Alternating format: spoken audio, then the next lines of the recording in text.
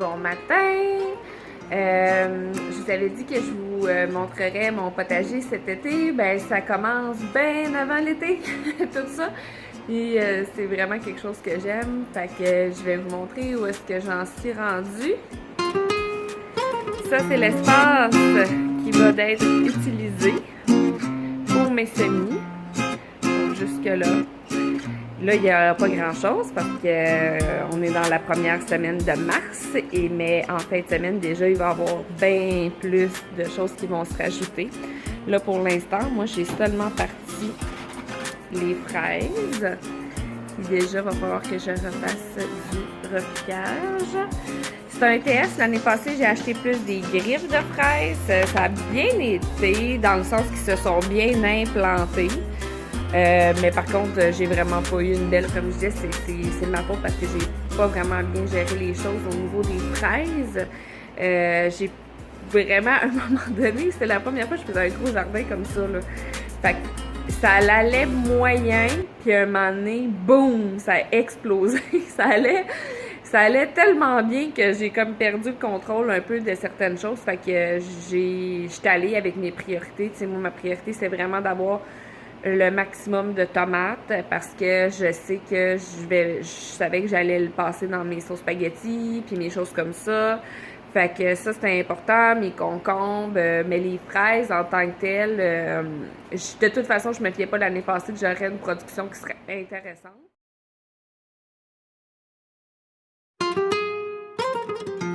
Donc, ici, c'est mes micro-pousses, là. Comme ça a l'air peut-être un peu moins intéressant parce que là, on arrive sur la fin, là. J'en ai coupé beaucoup. J'utilise ça dans mes soupes style thaï et tout, dans mes salades, dans des sandwichs. Tu sais, vous voyez, là, il y a différentes sortes. Moi, je me suis procuré ça au Canadian Tire. J'en ai pour moi, j'en ai pour le service de garde. Les enfants aiment ça. Puis en plus, tu sais, c'est le fun, là.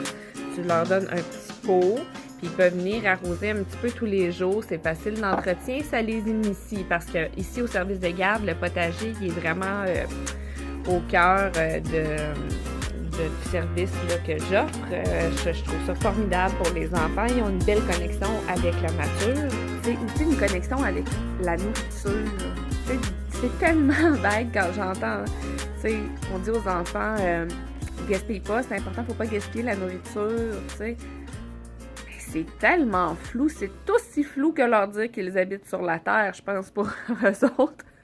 Gaspiller de la nourriture, ben ça vient d'où la nourriture? Tu sais, il y en a plein là, qui ont pas nécessairement eu d'approche. Ben, le jardin, je trouve que c'est vraiment une belle approche. Puis les enfants, ils sont fiers. Les enfants de mon service de garde n'ont pas connu le démarrage du jardin encore. Et ils ont juste vécu la fin. Ils ont eu le beau avant les efforts, mais ça les motive parce qu'ils se rappellent, je leur dis, vous rappelez-vous les grosses tomates que vous alliez cueillir? Puis là, ils leur donnaient des becs, ils étaient tellement contents d'avoir des tomates. Fait que je pense que c'est ça. Là, je leur en parle tranquillement, pas vite, là, tu sais, qu'on va avoir ça, puis on va démarrer le jardin ensemble, puis qu'on va aller planter les petites graines, on va les arroser, on va les aider à pousser, puis, tu sais, ils sont vraiment contents de ça, puis, tu sais, jouer dans la terre. Les patates, là, c'était une expérience vraiment le fun, là. Les patates, en plus, ça pousse comme pas mal tout seul, là. Fait que si vous voulez essayer ça, puis là, les enfants, ils creusent. Puis là, avec la fourche, je faisais juste relever la terre. Puis là, il était là, « Waouh, une patate, une patate! » Il capotait! Il était plein de boîtes. On a tout fallu changer ma gang au complet quand on est revenu, mais c'est pas grave, tu sais. C'était tellement le fun, là. C'était le fun pour eux, puis c'était le fun pour moi de voir à quel point il y avait du plaisir avec les patates, puis on a fait un spécial frites cette journée-là, tu sais. Elle, c'est Mélanie Grégoire. Donc, ça, c'est ma Bible. Mélanie Grégoire, les 4 saisons de votre potager. Ça, là, si vous voulez vous démarrer un petit potager, là, c'est le livre là, que moi, vraiment, là, je capote. Elle a tout pensé. Elle est vraiment hot, là, pour vrai, là. C'est un potager pour 2 personnes, 4 personnes, 6 personnes. Elle a écrit sais, vraiment les étapes là, pour quelqu'un qui connaît pas ça du tout, puis c'est simple. Donc, j'ai parlé un peu du livre de Mélanie, ça, c'est, comme je disais, c'est ma Bible, mais je suis aussi La ferme maraîchère de Patou sur YouTube, Malo à la ferme et la micro-ferme d'Annie. Et sur Facebook, j'aime bien aussi suivre M. Jardinier des Serres Saint-Élie. Donc, c'est ça pour mes petites références, c'est un peu là-dessus que je me base. Vous voyez, je viens de me lever, je prends mon petit café. C'est ça que j'aime faire. Moi, je me lève un petit peu plus tôt, je regarde mes petites affaires, là, je vais commencer mes petites semis parce qu'il fera pas beau aujourd'hui, je pense. Fait que je vais en profiter pour faire ça à l'intérieur. Mais tu sais, c'est vraiment une activité de détente pour moi. Puis, que vous pouvez faire plein de tests si vous voulez. Moi, c'est ça que j'ai fait, puis c'est ça que j'ai aimé de mon expérience l'année passée. Tu sais, vous pouvez pas vraiment vous tromper, vous pouvez apprendre. C'est pas mal ça qui peut arriver. Fait que lâchez-vous lousse. Fait que je vous souhaite une belle semaine, puis j'espère que vous allez découvrir ça, cet amour du potager-là. Puis si vous avez des enfants, que vous allez les inclure dans ce processus-là, parce que c'est vraiment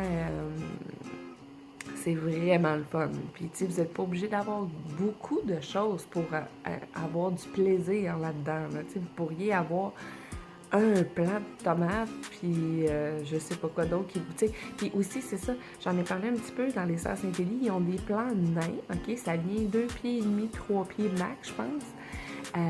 Puis, mais il semble, là, la compagnie de tomates, c'est Ancestral. Le nom vient de me revenir, mais il semble que c'est ça. Puis, vous avez des rouges, des jaunes, des oranges, et ça existe même dans les plants de piment, des micro-plants. Fait que là, si vous êtes, par exemple, en logement, puis vous voulez mettre ça sur votre galerie, là, c'est vraiment le fun. Puis c'est des petits formats. Puis les enfants, les petites mini-choses, ils aiment ça. Fait que le petit bébé piment, tu sais, là, ils le prennent. Puis moi, j'avais une petite fille à Sherbrooke, là. J'avais mis ça dans les bacs de jardin, puis là, on venait de manger, elle était pas affamée, là. Mais elle aimait tellement ça, elle sortait, elle se pognait un piment, puis elle mangeait de même.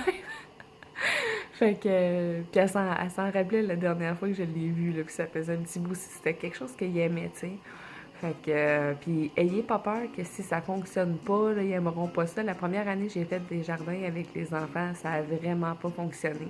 Puis ils ont quand même énormément aimé l'expérience parce que ils ont joué quand même dans la terre, arrosé, tu sais, tout autour de ça. On a quand même eu, tu sais, mettons, la plante elle est sortie, mais elle n'a pas nécessairement fait de fruits, mais pour eux, juste qu'une plante sorte grâce à eux, c'est quand même quelque chose. Puis en même temps, ça leur montre que hey, c'est pas si facile que ça, faire pousser un plant de tomates. Fait que quand on a des tomates, on les gaspille pas.